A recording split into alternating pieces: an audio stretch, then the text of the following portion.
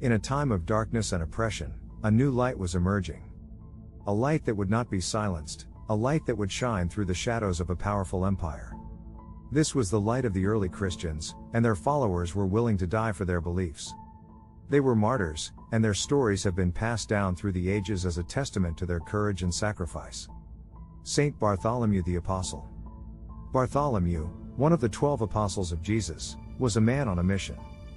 He traveled across the known world, spreading the teachings of his Lord.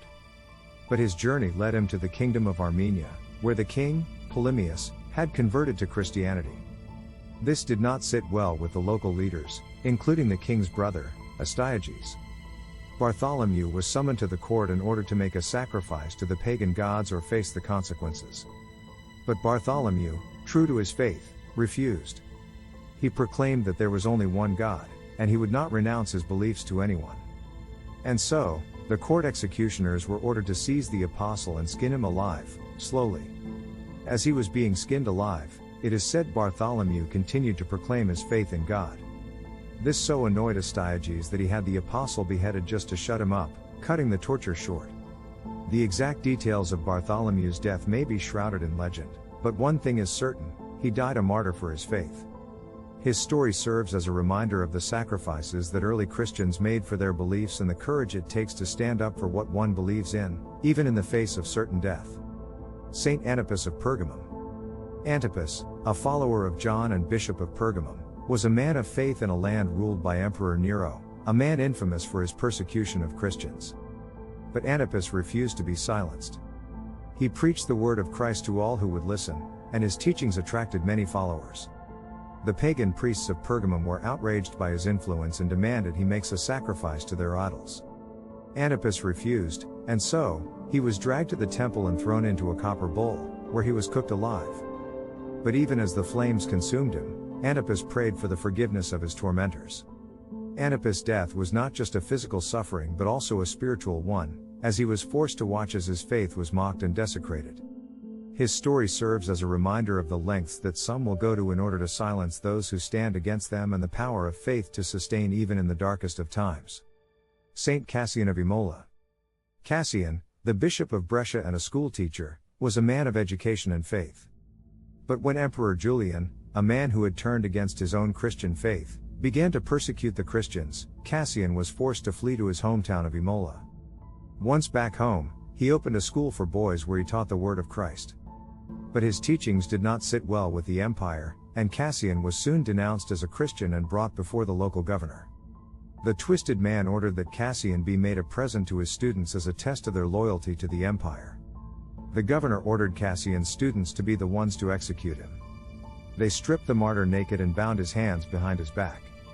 Depending on the source, Cassian was then mobbed by anywhere between 100 and 200 of his students. Eager to prove their loyalty to the empire, the young boys used everything at their disposal to murder their former teacher. Some sources say Cassian was stoned, beaten with school boards and wax tablets, and stabbed with styluses and other sharp utensils. Other sources say the children simply ripped him limb from limb with their bare hands. All sources agree that his death took a long time to come and that he died in agony. Cassian's death was a tragedy not only for him but also for his students, who were forced to participate in such a heinous act. It is said that many of them were haunted by guilt and remorse for the rest of their lives. Cassian's story serves as a reminder of the cruel and twisted nature of the empire's persecution of Christians, and the sacrifices that were made in the name of faith. It also illustrates the extent of the empire's manipulation and brainwashing tactics, using children to carry out their dirty work. Cassian is remembered as a martyr for education, faith, and freedom of conscience. Saint Agnes, an innocent child banished to a brothel. Saint Agnes, a young girl of only 12 or 13 years old, stood firm in her beliefs and refused to conform to societal pressures. Her determination to maintain her virginity and devotion to God would lead her down a path of immense suffering and ultimately, martyrdom. The governor, incensed by her rejection of his son, saw fit to punish her in the most brutal way imaginable. He ordered for her to be taken to a brothel, a place of degradation and exploitation, a fate beyond comprehension for a young, innocent girl. But as fate would have it, the legends say that Agnes was not alone in her ordeal. It is said that she had a guardian angel watching over her, protecting her from the depths of depravity she was forced to endure. The angel is said to have made it so that as she was stripped naked, her hair grew to cover her modesty, and any man who dared lay a hand on her was struck blind. The governor, outraged at the failure of his plan, ordered Agnes to be burned at the stake. But the flames would not touch her, her guardian angel shielding her from harm. In the end, the governor was forced to resort to more brutal methods, and depending on the source, he either had her beheaded or stabbed in the throat. Even in death, Agnes' purity and strength shone through. According to legend, a white dove flew from her mouth, symbolizing her soul ascending to heaven. Her body was said to have been miraculously preserved. Saint Eulalia, dissected and boiled alive. Saint Eulalia, a young girl of only 12 to 14 years old, was determined to become a martyr for her faith. She bravely stood up against the Roman Empire and its pagan gods, refusing to renounce her beliefs for anyone. During the Great Persecution, the governor of Gaul, Calpurnius, visited Eulalia's hometown of Merida with the intention of persecuting the Christians. Eulalia, upon hearing of his arrival, decided to sneak out of her parents' home and head to the city determined to make a stand for her faith. Upon arriving in Merida, Eulalia headed straight for the governor's tribunal. She bravely stood up and denounced the Roman Empire, mocking their pagan gods. Calpurnius had her seized but was reluctant to have her killed outright because of her young age. He offered that if she made an offering to his gods, she would be spared. Eulalia kicked over the idol and stamped on the offering instead. This act of teenage rebellion earned her one of the worst deaths imaginable. 2 executioners were brought in. They tore at her limbs and used cutting hooks and claws to open up deep cuts in her sides that showed her ribs. These wounds were then covered in boiling oil, and her sides and breasts were burnt with torches. It is said Eulalia did not make a sound throughout her torture, except to bless the Lord and give her thanks. Calpurnius finished her off by having her burned alive. It is said that upon her death, a white dove flew from her mouth, which was widely believed to be her soul rising to heaven. A winter snowstorm suddenly appeared and covered her body, keeping it safe and fresh until her burial 3 days later. Eulalia's story serves as a symbol of perseverance and courage in the face of unimaginable suffering.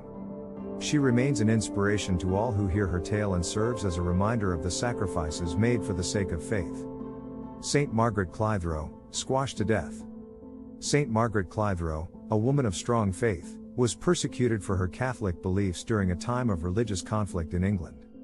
She refused to renounce her faith and was ultimately executed in a brutal manner. According to historical accounts, Margaret was arrested and charged with harboring Catholic priests in her home. She refused to plead guilty or innocent, and so, she was sentenced to be pressed to death. This method of execution involved the victim being stripped and laid on a sharp stone, with a door placed on top of them. Heavy weights were then added to the door until the victim was crushed. Margaret suffered this fate on Good Friday in 1586. She is said to have prayed and made her peace with God before her execution, and her last words were, "I thank thee, O Lord, that thou hast deemed me worthy to suffer for thy name." Today, Saint Margaret Clitheroe is remembered as a martyr for her faith, and her story serves as a powerful reminder of the strength and conviction of those who are willing to die for their beliefs. Her sacrifice serves as an inspiration to all who hear her tale and reminds us of the importance of standing up for what we believe in, even in the face of persecution and death. The early Christian martyrs faced unimaginable horrors in the name of their faith. But their sacrifice has served as an inspiration for countless followers over the centuries. Their stories, shrouded in mystery and whispered in hushed tones, will forever be remembered as a testament to the human spirit and its unbreakable will to believe. These martyrs stood for what they believed in and paid the ultimate price. Their death serves as a reminder that faith is powerful and it has the ability to move mountains.